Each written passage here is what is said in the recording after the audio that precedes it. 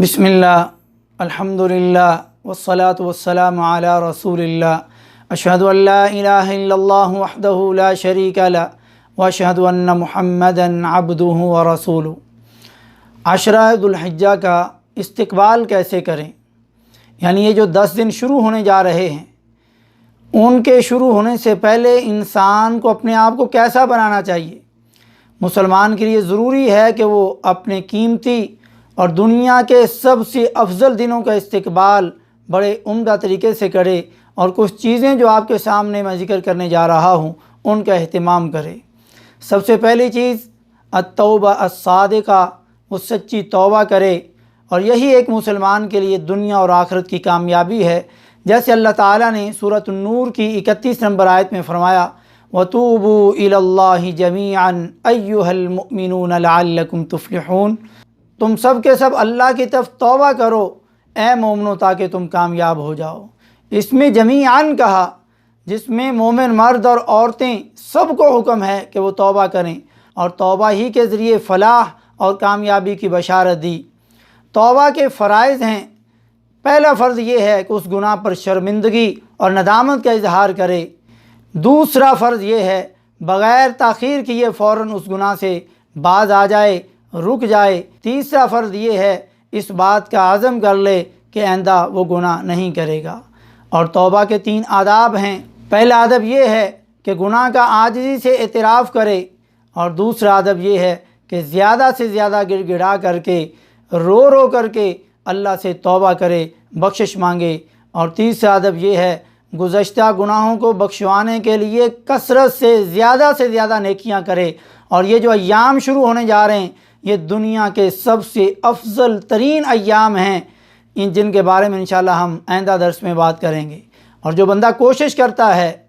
نیکیوں کو کمانے کی، اس لالچ سے محنت کرے کہ وہ زیادہ سے زیادہ نیکیاں کمائے، اللہ تعالیٰ نے سورۃ العنکبوت کی آخری آیت میں فرمایا وَالَّذِينَ جَاهَدُوا فِينَا لَنَهْدِيَنَّهُمْ سُبُلَنَا، اور جنہوں نے ہمارے بارے میں پوری کوشش کی ہم ضرور اسے راستے دکھائیں گے۔ مومن بندے کو اللہ تعالیٰ کے احکام کے بارے میں بہت جد و جہد اور کوشش کرنی چاہیے، کیونکہ اسے اپنے نفس سے مقابلہ کرنا پڑتا ہے۔ وہ نفس جو ہر وقت اسے اپنی خواہش کا غلام بنانے کے لیے زور لگاتا رہتا ہے، اور شیطان سے بھی مقابلہ کرنا پڑتا ہے، کیونکہ اس شیطان نے اس انسان سے دشمنی کی قسم اٹھا رکھی ہے، اور اپنے گھر والوں اور محلے والوں سے لے کر کے تمام دنیا کے ان انسانوں سے بھی مقابلہ کرنا پڑتا ہے جو اسے راہ حق سے روکنے کی کوشش کرتے ہیں، حتیٰ کہ اسے بہت محنت مشقت اور صبر و تحمل اور پختہ عزم کے ساتھ کوشش کر کے دین پہ چلنے اور صحیح راستہ تلاش کرنا پڑتا ہے،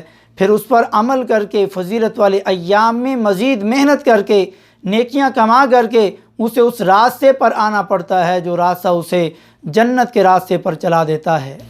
تیسری چیز کہ وہ اپنے اندر اخلاص پیدا کرے، کیونکہ کوئی بھی عبادت اخلاص کے بغیر قبول نہیں ہوتی، اور یہ کسی بھی عمل کی قبولیت کی شرائط میں سے ایک شرط ہے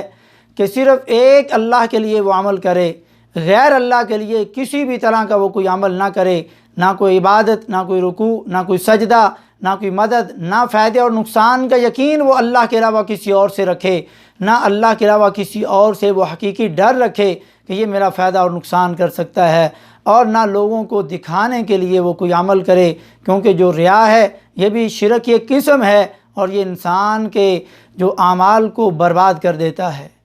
چوتھی چیز گناہوں سے دور ہو جائے۔ جس طرح نیکی کرنے سے بندہ اللہ کے قریب ہوتا ہے، ایسے ہی گناہ کرنے سے وہ اللہ سے دور ہوتا چلا جاتا ہے اور اللہ کی رحمت سے محروم ہوتا جاتا ہے۔ اگر آپ معافی چاہتے ہیں اور جہنم کی آگ سے بچنا چاہتے ہیں تو گناہوں سے اپنے آپ کو دور کر لیں اور خود بھی ان سے دور ہو جائیں۔ پانچویں اور آخری چیز، اپنے وقت کو ان ایام میں پلاننگ کے ساتھ گزارنے کے لیے ٹائم ٹیبل ترتیب دیں، تاکہ کوئی بھی وقت ضائع نہ ہو، اور پورے کا پورا ان ایام سے فائدہ اٹھانے، چلتے پھرتے اٹھتے بیٹھتے زبان سے ذکر کرتے رہیں۔ فرائض کے مکمل اہتمام کے بعد نوافل کا کثرت سے اہتمام کریں، اور نوافل عبادات میں نمازوں میں سب سے افضل نماز اگر کوئی ہے تو تو وہ تہجد کی نماز ہے، اس نماز کا اہتمام کریں۔ اللہ رب العزت ہمیں یہ ذکر و اذکار کیسے کرنا ہے انشاءاللہ اس پر بھی آئندہ ہم انشاءاللہ بات کریں گے۔ اللہ رب العزت ہمیں ان ایام کا کما حق ہو فائدہ اٹھانے کی توفیق نصیب فرمائے۔ جو دنیا کے تمام دنوں، رمضان، شوال، محرم، تمام مہینوں، تمام دنیا کے دنوں سے افضل دن ہیں، جن کے اللہ نے قسم اٹھائی ہے، جن کے بارے میں ہم انشاءاللہ بات کریں گے۔ اللہ رب العزت ہمیں ان ایام کی حفاظت کرنے کی توفیق نصیب فرمائے۔ وما توفیقی الا باللہ۔